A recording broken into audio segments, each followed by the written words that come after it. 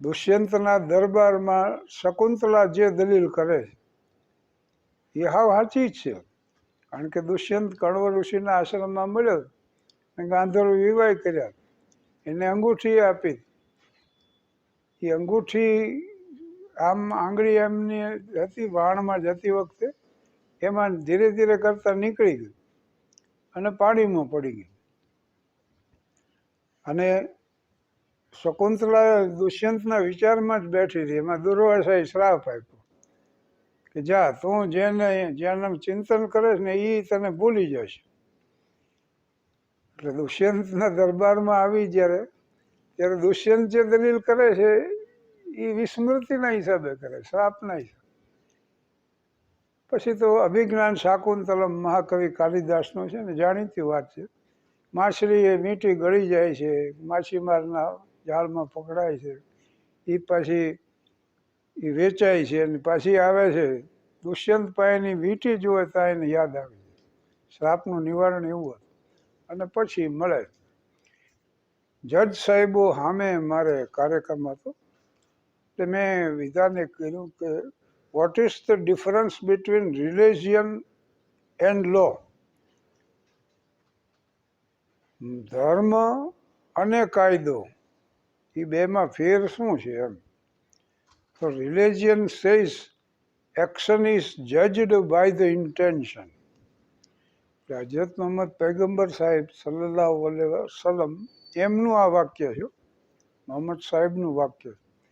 Action is judged by the intention. કોઈ પણ કાર્યનું મૂલ્યાંકન એની પાછળ રહેલા ઉદ્દેશ મુજબ થાય છે. આમ ધર્મ આમ કહે છે. તો લો શું કહે છે કે intention is judged by the action.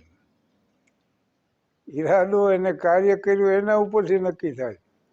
અને એક ચોળું ભેગું થઈ ગયું છે અને પોલીસ ડિપાર્ટમેન્ટે એને કંટ્રોલ કરવા માટે ગોળીબાર જ કર્યો માનો કે સીધો, અને કોઈનું મૃત્યુ થઈ ગયું. તો એમ થઈ શકે કે ઇન્ટેન્શન એને હત્યા કરવાનો હતો એવું જ સાબિત થાય. કારણ કે પગે મારી શકાય, હવામાં ફાયરિંગ કરીને વોર્નિંગ આપી શકાય, આનો કે લાઠીચાર્જ કરી શકાય, કે ગોળીબાર જ કરવો હોય તો પગે ગોળીબાર થઈ. એટલે ત્યાં intention is judged by the action. એ રીતે એનું મૂલ્યાંકન થાય. એથેન્સની વાત આવે ને, પહેલો અમારો પ્રવાસ હજી મને યાદ છે, 4 નવેમ્બર 1980નું વર્ષ. અને અમારી ફ્લાઇટ શરૂ થઈ રાત્રે. અને પહેલો જોલ્ટ એથેન્સમાં, મુંબઈથી એથેન્સ, એથેન્સથી જીનીવા, જીનીવાથી જ્યુરિચ, જ્યુરિચથી ફ્રેન્કફર્ટ, અને ફ્રેન્કફર્ટમાં પાછું વિમાન બદલવાનું, અને ત્યાંથી પછી બ્રસેલ.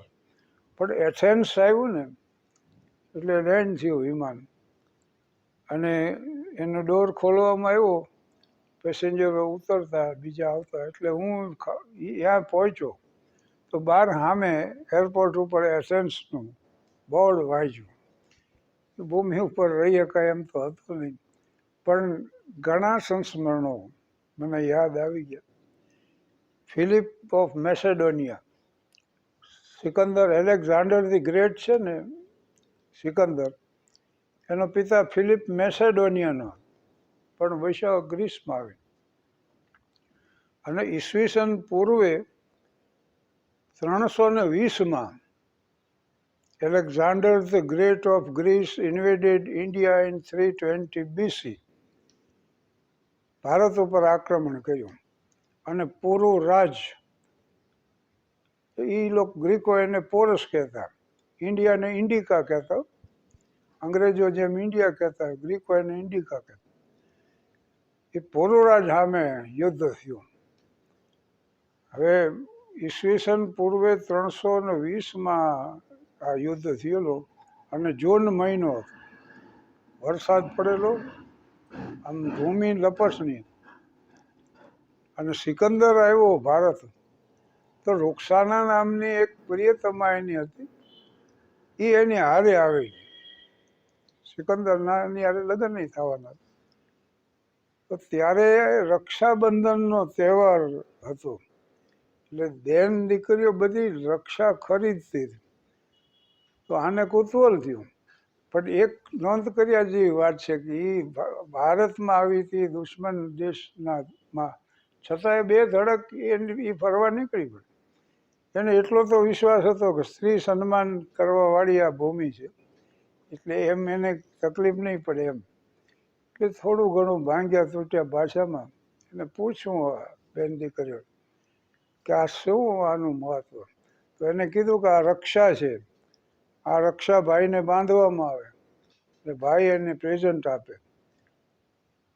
એટલે રૂક્ષાના એક રક્ષા લીધી, એક રાખડી લઈને પહોંચી ગઈ સીધી પુરુરાજના દરબાર. અને એને આમ ઈશારો કર્યો તો પુરુરાજે હાથ લાંબો કર્યો, પુરુરાજને રક્ષા બાંધી. અને એને રક્ષા તો બાંધી એટલે પુરુરાજ કે તું બેન મારી, એક મહેલ કાઢી દીધો રહેવા માટે. 2 થાળ ભરીને હીરા મોતી જવેરાત ભેટ આપ્યા. અને તો નવાઈનો પાર ન રહ્યો. કેવો દેશ છે એમ. એ ખાલી આ રક્ષામાં આવડું મોટું સન્માન. પણ રૂક્ષાને વિચારવાન તો હતી. એને કીધું મને આવી જરૂર નથી, પણ ખરેખર જો મને બેન માનતા હો તો એક વચન આપો. પુરુરાજ તો મરદ માણસ હતા, પાછા એટલા હતા. એ કે માંગી લે. તો કે એક વચન આપો, યુદ્ધમાં તમે સિકંદરનો ઘાત નહીં કરો. એટલે પોરસે વચન આપ્યું, હું સિકંદરનો ઘાત નહીં કરું, જા. અને રૂક્ષાને તો જતી રહી. પછી આ તુમુલ યુદ્ધ શરૂ થયું. પણ સિકંદરને એમ થયું, બહાદુર તો જેને હતો જ, એને એમ થયું કે પુરુરાજનો આ વૈભવ ને આ નગરીને એકવાર હું નજરે જોઈ લઉં. એટલે રાજદૂતના વેશમાં જે આવે દૂત વટી કરવા માટે, વાટાઘાટ માટે દૂત આવે, એ દૂતના પોશાકમાં સિકંદર પહોંચી આવ્યો પોરસના દરબાર. અને પછી એને રજૂઆત કરી રાજદૂત તરીકે. હવે અત્યારે તો ક્યાં જોવાય મળે, પણ જોનું પિક્ચર સિકંદર છે. અને સોહરાબ મોદી પુરુરાજના પાત્રમાં, અને સામે પૃથ્વીરાજ કપૂર સિકંદર તરીકે.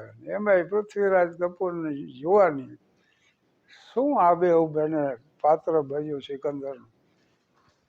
સમાન બેરેમાં આવે છે. પછી હામાં સંવાદો, 2 નાટકના કલાકારોનું સંવાદના શહેનશાહ. સંવાદો ઉપર બેયનું જે પ્રભુત્વ હતું એ એમાં જોવા મળે.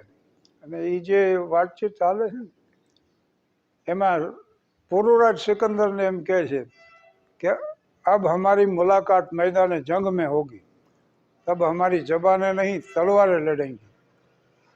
राजदूत एम कहे कि ये बात अगर आप हमारे शहनशाह के सामने कहते, पुरुराज कहते मैं जो भी कह रहा हूँ तुम्हारे शहनशाह के सामने ही कह रहा हूँ. કારણ કે સિકંદર એ ભૂલી ગયો હતો, રાજદૂતના વેશમાં આવ્યો હતો, પણ હીરા જડેલી એની તલવાર એમને એમ રહી. અને જે આત્મવિશ્વાસથી બોલતો તો પુરુરાજ સમજી ગયા સિકંદર પોતે જ છે એમ. ત્યાં તો દરબારીઓ નહીં, હાથ તલવાર માથે ગયા. એલેક્ઝાન્ડર કરતા ઊભા થઈ ગયો. તો પુરુરાજે કીધું, સિકંદરે કીધું કે મારી હિંમતની તમારે પ્રશંસા કરવી જોઈએ કે આપના દરબારમાં હું આવ્યો છું, બોલો. તો પુરુરાજે કીધું કે એ હિંમતને હું કેદ કરીને કેદખાનામાં પૂરી દઉં તો. એટલે સિકંદર હસીને કે તમારો દેશ જ તમને માફ નહીં કરે, રાજદૂત હારે આવો વ્યવહાર થાય છે. એટલે બાઇજ્જત એને રવાના કરી દીધો. અને પછી આ યુદ્ધ થયું. જૂન મહિનો, લપસણી ભૂમિ, વરસાદ વરસી ગયો. પુરુરાજ છે ને હાથી ઉપર બેસીને યુદ્ધ લડતા અને ભાલામાં નિષ્ણાત. તો યુદ્ધ શરૂ થયું ને સિકંદર એની સામે આવ્યો ને લડવા, તો બેસેફેલો એના ઘોડાનો પગ લપસી ગયો, સિકંદર પડી ગયો નીચે. અને બન્યું એવું કે પોરસના હાથીની નીચે જ પડ્યો. અને પુરુરાજે આમ બાલું ઉગામ્યું, માનો કે મારી હોત તો જડી ડેટ જમીન આવ્યો. પણ ગમે એ થયું એને ઘાત ન કર્યો. એને યાદ આવી ગયો કે રૂકસાનાને વચન આપ્યું છે એક બેનને. સિકંદરને બહુ નવાઈ લાગી કે આવો મોકો શત્રુ જવા દે. એ કાંઈ સમજ્યો નહીં, પણ પાછો ઘોડેસવાર થઈને યુદ્ધ શરૂ થયું. પુરુરાજની હાર થઈ. સિકંદર પિક્ચરમાં બતાવ્યું છે, આનો વિષાદ બતાવ્યો છે પુરુરાજનો, કે જગત જાણશે નહીં કેમ હાર થઈ. આ પછી દરબારમાં લાવે છે.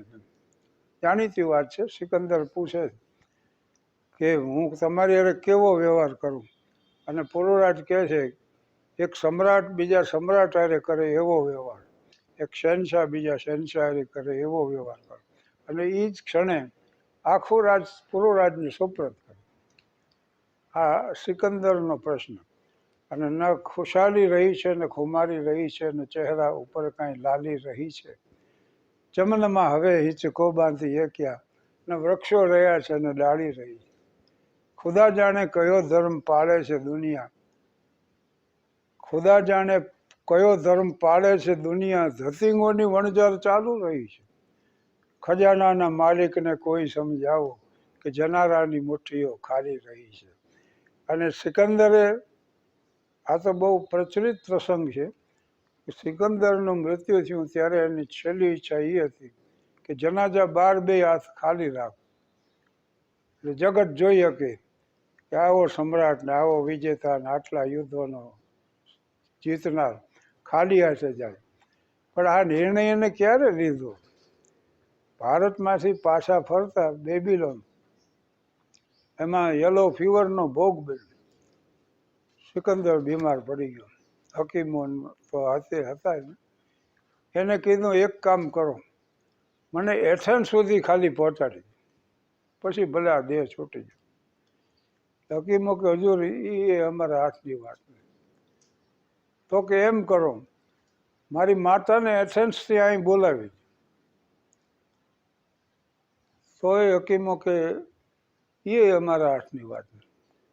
ત્યારે સિકંદરને એમ થયું કે આ સામ્રાજ્ય, આ સંપત્તિ ને આ સત્તા શું આનો અર્થ છે? ત્યારે એને આ નિર્ણય લીધો, હવે બે હાથ ખાલી રાખજો. એટલે ખજાનાના માલિકોને કોઈ સમજાવું કે જનારાની મુઠ્ઠીઓ ખાલી રહી છે. આભાર.